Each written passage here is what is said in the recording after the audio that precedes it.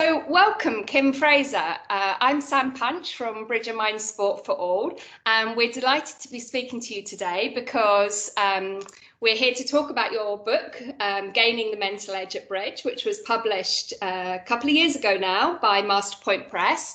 And last year you won the Book of the Year award from the International Bridge Press Association.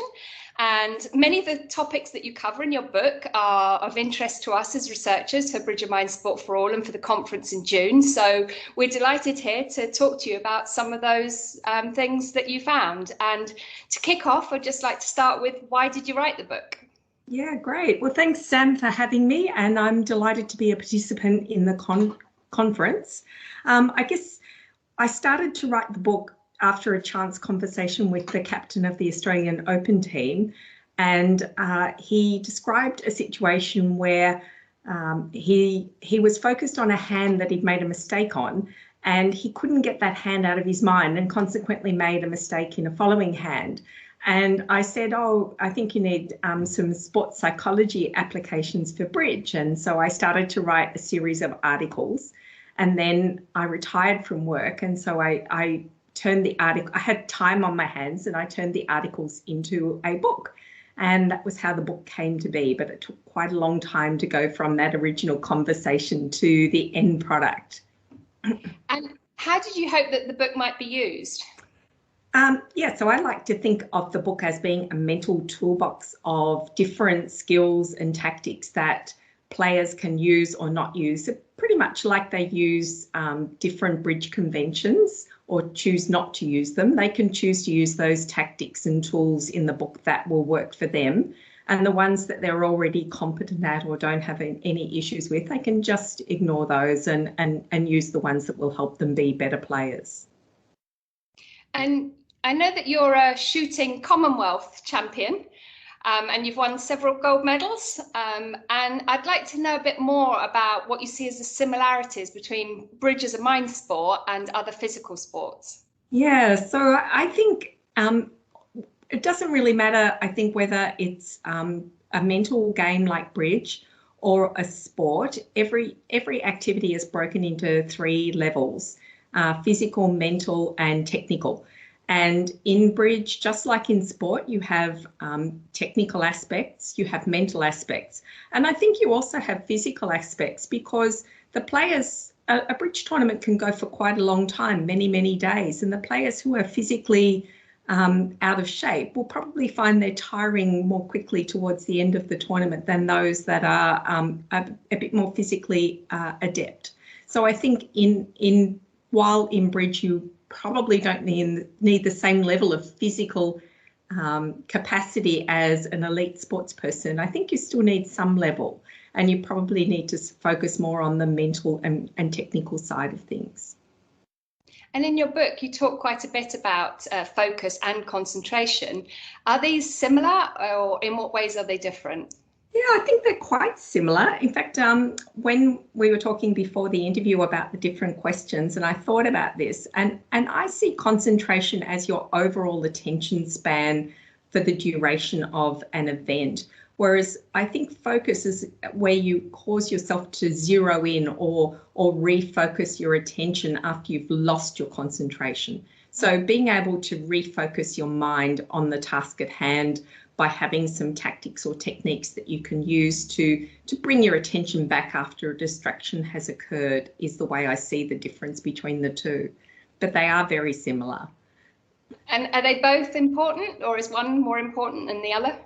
I think they're both important. I mean, I think when you think about concentration, at times you need to take a mental break in any activity. So in a bridge tournament that a round might go for 2 hours, one's attention span can't be maintained for that 2-hour period. So you need a way to take a mental break during that 2-hour period. And then when you want to refocus, to get back on track for the next time you need to pay attention, if you like. So focusing in and having a cue word or a technique that will allow you to bring your attention back is a really good tactic to employ. And do you see a link between confidence and performance? Yes. So I think when you when you're confident, you believe you can win. And when you lose that confidence, every time something goes wrong, you start to doubt yourself. And so I think confidence is really important for your belief in your ability to win. I think we've seen this in many sports where players go into a final and they're in a winning position, but they just don't have that same level of confidence as perhaps the top seed. And so whilst they might be in a position to win, there's always that little bit of nagging doubt in their mind, and they start to question their own ability, and so consequently often they snatch defeat from the claws of victory, if you like. So I think having confidence in your own ability and believing that you can win are both really key elements in success in both mind sports and physical sports. And is there anything you can do to increase confidence? Well, you can do mental exercises that will help you increase your own confidence levels. So, and you can play little word games with yourself. So you can say things like, an example I use in the book is, if you're playing a player that's beaten you in the past, you can say, well, this player, Fred, beat Fred, so therefore I can beat this person too. So you can give yourself a little confidence boost in the arm by some self-talk, some positive self-talk, as opposed to having this little nagging thought about, can I really beat this person? And you also mentioned in the book about critical points, and that these critical points can make the difference between winning and losing. Can you say a bit more about what these are and what can be done to turn them into winning rather than losing moments? Yeah, so I think a critical point in a match is can be where, let's say you've had a hand and you've made a mistake on that hand, and the critical point for me is being able to let that mistake go and say, okay, that's gone. I'm resetting now. I'm starting from here, and to not allow that mistake to occupy your point, occupy your thoughts, and to cause you to make another mistake or to dwell on that going forward. So you can say things like, well, they might have a bad result at the other table, or if you're playing teams, or my bridge partner does this thing where he rips up his scorebook after he's had a bad board, and he says, okay, I'm tearing up my scorebook now, I'm starting from zero. So I'm back at zero, we're even, and I'm going to try and win from there. Or you can use an example from your past where you came from behind in a match, and you can say, okay, in the past, when this last time, I moved on and I played really well for the rest of the set, and consequently I brought the victory home. And so you can use those kind of positive thoughts to change that mindset from, I've had this bad thing happen, to I can still win this. And I think that critical point is, those critical points are where you make that right decision at that point in time. These are great tips. What else would you say affects players' ability to perform at their best? Well, bridge is a partnership game, and it's surprising to me how often one sees partners bickering at the table, and or a mistake will be made, and the partner, instead of just moving on, they do things that make the person feel even worse. And there are things that you can do to support your partner rather than to make them feel like they've let the side down, if you like. So I think there are many tactics that can be employed, and in the book I try and talk about all these different kinds of things that you can do to help bring success to you as a partnership. Could you give us an example of how that might work in practice? Yeah, so I was playing in a tournament, and my partner was really tired. She had a very long day, hadn't slept well the night before, and she made a couple of mistakes on boards that that she would normally have not made. And I could see she was getting a little bit down on herself. So it was a long match, and I said, look, I need to take a break, and I'm going to go and make myself tea. Would you like one? So I got up and I went to the loo and made myself a cup of tea and made her a cup of tea and brought them back.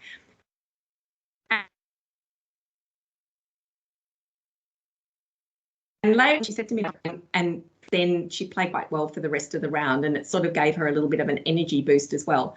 So using a moment where you can see that your partner is having a tough time of it, they've lost their confidence, or they're a bit tired, or they've lost their mojo, if you like, and you can do something to kind of boost them along and say, it's okay that you made this mistake. You don't make anything about the mistake. You just say, look, I'm feeling a bit tired of myself. I need a little break.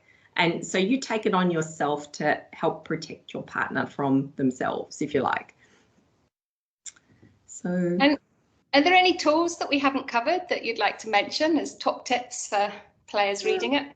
Yeah, so I suppose one thing I'd like to say is I wrote the book and it was designed for players at all levels. So I tried to demystify the whole psychology thing and to bring it down to layman's terms, which might horrify the academics amongst us. But at the end of the day, I think a book is only as good as the audience that can benefit from it. And I tried to make a toolbox that players of all levels could get something out of and hopefully improve their game. Because to me, there's nothing more exciting than beating people when they're playing well. Nobody wants to beat up the bunnies in the first round. Everyone wants to, beat other good players when they're playing at the top of their game. And I think that's what gives everyone the most satisfaction. And I felt that if I could bring my knowledge from sport into the bridge world and improve the overall standard around the world, then that would be a good thing for bridge, because when people play well, they enjoy a game more. When they're winning, they enjoy it even more. There's nothing like winning. So that's a really good point that you mentioned there about how academics can dialogue with practitioners in the bridge world. So, do you have any tips for academics about how to make their work more accessible?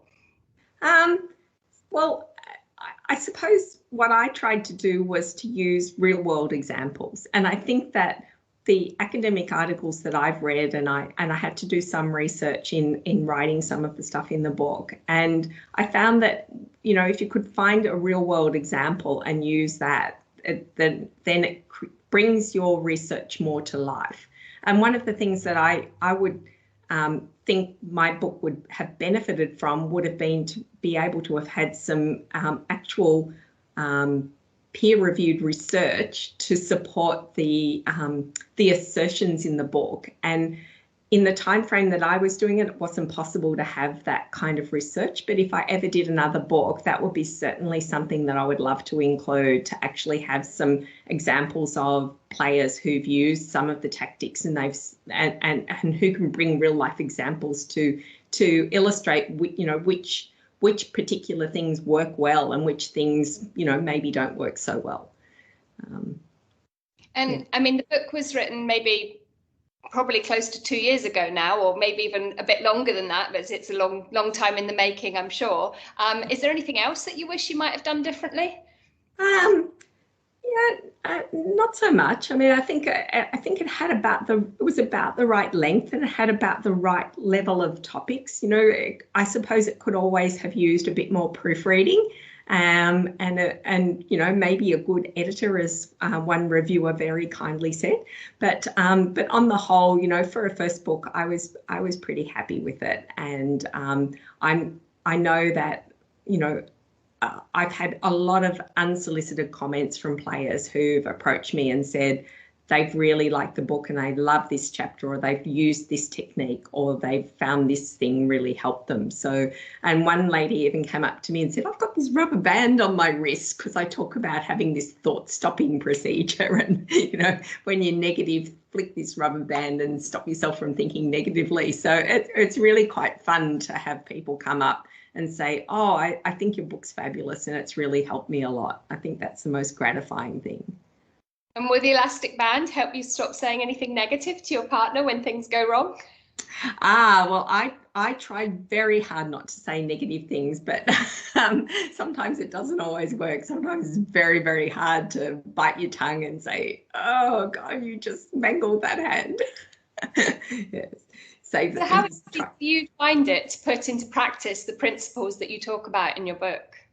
I find some of them easier than others. So I'm a very positive person by nature, so I find all the positive stuff really quite easy to put into practice. I find the hardest parts for me are I'm very critical of myself, and consequently I can be quite critical of others. And I find it really, really hard to sort of at times just bite my tongue and not say anything about, a play that's been made, or, why did you bid that, or why did you do that, and often it's not intended to be derogatory. It's more, I don't understand why you would do that. Can you tell me why you did that? Because I sort of think they must have had some logical reason. I'm not trying to, be critical of them. I'm more trying to understand, well, why would you play like that? Was there something that I didn't understand about why you were doing that in that way?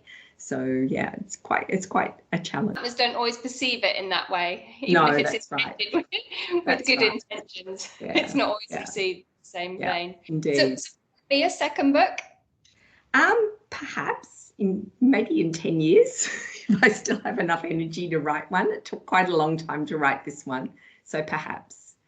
And it's great that you're participating in the BAMSA conference at the end of June. What questions would you like to see discussed there?